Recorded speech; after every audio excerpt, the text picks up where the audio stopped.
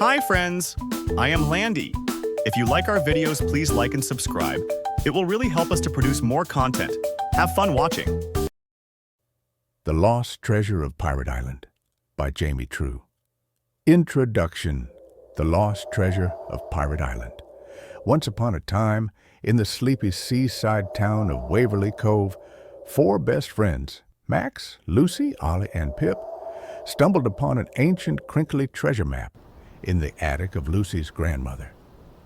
It was rolled up inside a rusty old lantern and smelled faintly of sea salt and adventure. Max, the fearless leader of the group, was the first to spread the map open on Lucy's kitchen table. "Look at this! It's got an X on it. That means treasure." Lucy, the brains of the group, adjusted her glasses and studied the faded lines. It says here, "Follow the path of the moonlit tides to reach the lost treasure of Pirate Island." Ollie, the fastest runner in town and an expert in all things snacks, munched on a peanut butter sandwich. Sounds like a trap, but also sounds like fun. Pip, the smallest but the bravest, bounced excitedly. Pirate treasure, real pirate treasure. What if it's cursed or guarded by a ghost or, oh, what if we get our own pirate ship? And with that, the four friends made a pact. They were going on a treasure hunt. Chapter 1. The First Clue. The map led them first to the town's lighthouse, an old, creaky building that had stood for over 100 years. The lighthouse keeper, old Captain Barnaby, was known for telling wild stories about ghost ships and sea monsters. The kids found him snoozing in his chair, his massive gray beard rising and falling with each breath. "Captain Barnaby," Lucy called, "we need your help." Barnaby cracked one eye open. Help with what, you scallywags?" Max proudly held up the map. "We're looking for the lost treasure of Pirate Island." Barnaby chuckled. "Pirate Island, eh? Been a long time since anyone talked about that place." He scratched his beard and pointed to a riddle on the map. "See that? The moonlight knows the way. That means you gotta follow the moon to get there." "But how do we do that?" Ollie asked, wiping peanut butter from his chin. Barnaby grinned. "Take a boat at midnight when the tide is just right, and it'll carry you straight to Pirate Island." Chapter 2. Setting Sail. That night, the friends snuck down to the docks and borrowed a little rowboat named the Salty Sardine. They left a note promising to return it. The sea sparkled under the full moon, and as they rowed, a strange thing happened. The water around them started glowing a soft, silvery blue. "Whoa!" Pip whispered. "Magic water?" Lucy grinned. "Bioluminescence! Tiny sea creatures that glow in the dark." Max pointed ahead. "Look, the glow is forming a path." And sure enough, the shimmering water led them right to an island shaped suspiciously like a pirate's hat. Chapter 3. The Island of Surprises. Pirate Island was nothing like they expected. Instead of a spooky, cursed land, it was kind of silly. Palm trees were shaped like mustaches. Crabs wore tiny hats. Parrots squawked jokes at them. Why did the pirate go to the gym? To improve his booty. Squawk! But the biggest surprise was waiting for them in the middle of the island. A tall figure with a tricorn hat and a bright red coat stood near a gigantic treasure chest. He had a magnificent curly mustache. His name? Captain Crumb-Snatcher. "Ah, you finally made it," the captain bellowed. "Wait," Max said. "You were expecting us?" Crumb-Snatcher twirled his mustache. "Aye, this treasure isn't just any treasure. It's been waiting for the right crew to claim it. But first, ye must pass the 3 pirate challenges." Chapter 4. The 3 challenges. Crumb-Snatcher explained the challenges. 1. The riddle of the talking parrots. They had to answer 3 riddles from the island's very sarcastic parrots. 2. The coconut cannonball toss. They had to knock over a stack of barrels using only coconuts. 3. The great sandcastle race. Build the tallest, sturdiest sandcastle before the tide washed it away. The friends worked together, using Lucy's brains, Max's leadership, Ollie's speed, and Pip's endless energy. After a lot of hilarious mishaps, Ollie got a coconut stuck on his head, Pip tried to reason with a very grumpy parrot, and Max tripped over his own feet during the sandcastle race. They finally completed the challenges. Crumb-Snatcher clapped his hands. "Well done, me hearties. Ye have proven yourselves worthy of the treasure." Chapter 5. The True Treasure. The kids held their breath as Crumb-Snatcher unlocked the enormous chest. With a dramatic creak, the lid opened, and inside was a pile of books and letters and journals and old maps, not a single gold coin. Ollie gasped. "Wait, where's the treasure?" "This is the treasure," Crumb-Snatcher said proudly. "It's the lost knowledge of Pirate Island. Stories, history, secrets of the sea. The greatest treasure is wisdom, me hearties." The kids exchanged glances. At first, they were disappointed. But then Lucy picked up an old book titled The Secrets of the Seven Seas and gasped. "These are incredible. Some of these stories are hundreds of years old." Max grinned. "And we're the first people to read them in centuries. That's pretty cool." Pip nodded. "I bet we can learn so much." Crumb-Snatcher beamed.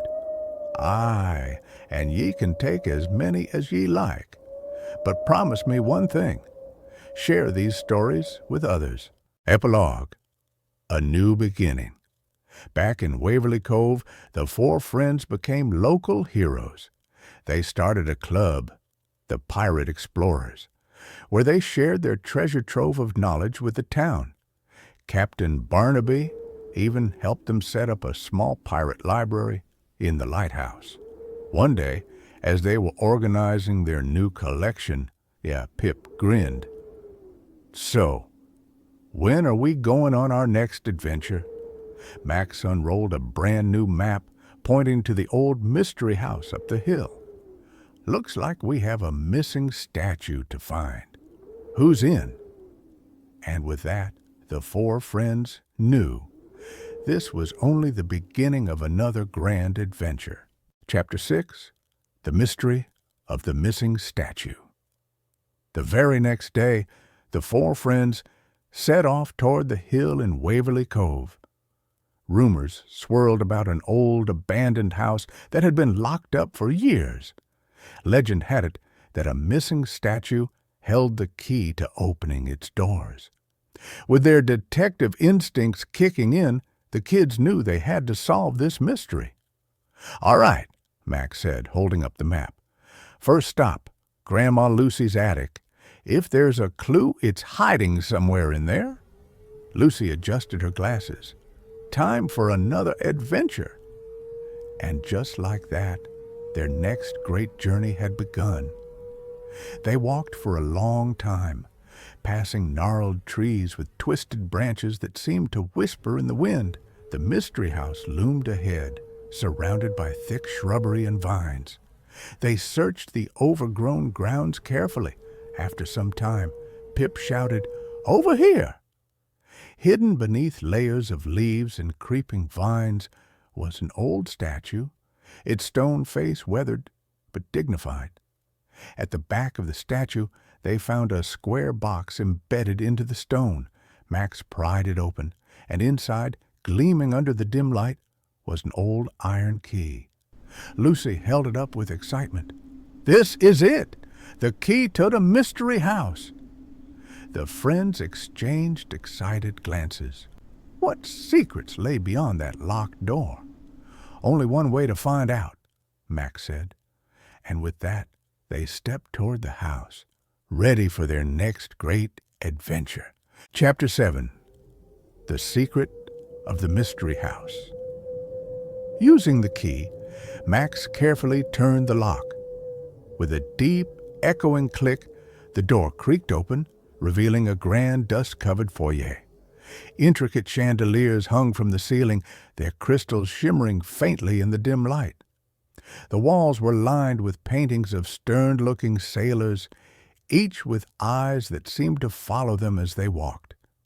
As they explored, they discovered glass cases filled with ancient navigational tools, golden compasses, and maps so detailed they could lead to places long forgotten. At the center of the house, they found a hidden door, one that seemed to be waiting just for them. Chapter 8. The Secret Passage. The kids had no idea their adventure wasn't over yet. As they explored the mystery house, they discovered a hidden compartment in the middle of a large wooden door. Max hesitated, then pushed it open. With a deep groan, the door swung open to reveal a narrow, dark passageway. The air was salty and damp, and the faint sound of waves echoed through the tunnel. "Where do you think it leads?" Ollie whispered. "There's only one way to find out," Lucy said, stepping forward. The passage twisted and turned until suddenly it opened up to a breathtaking sight, a hidden beach with old sailors' ships bobbing gently in the crystal-clear water. "Whoa," Pip breathed. "This is like something out of a pirate legend." The ships were covered in moss and barnacles, but they still looked seaworthy. One had a flag with a golden compass symbol, and another had carvings of sea monsters on its hull.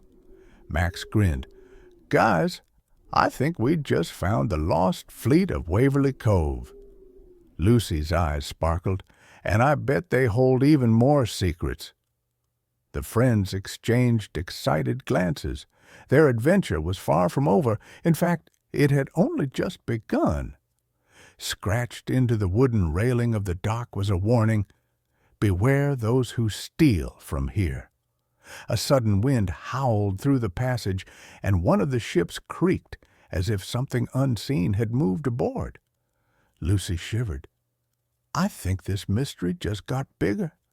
Max nodded. "And more dangerous." Ollie gulped. "Maybe we should go back?" Pip grinned. "Are you kidding? This is the best part." Little did they know they had just stepped into their most thrilling adventure yet.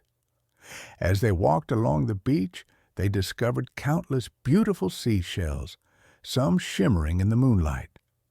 Pip picked one up and blew into it, producing a hauntingly beautiful sound that echoed across the water. But as the sound faded, a deep rumbling came from the ships.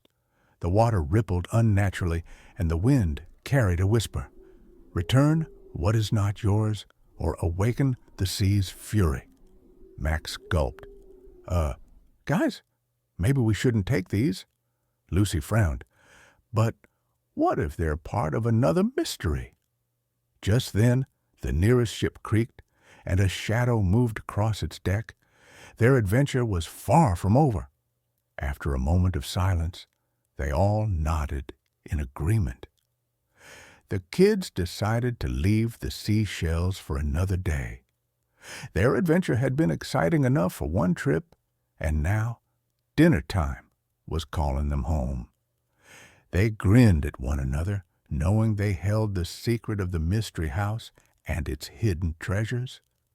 They could tell the community whenever they decided to, but for now it was their special discovery.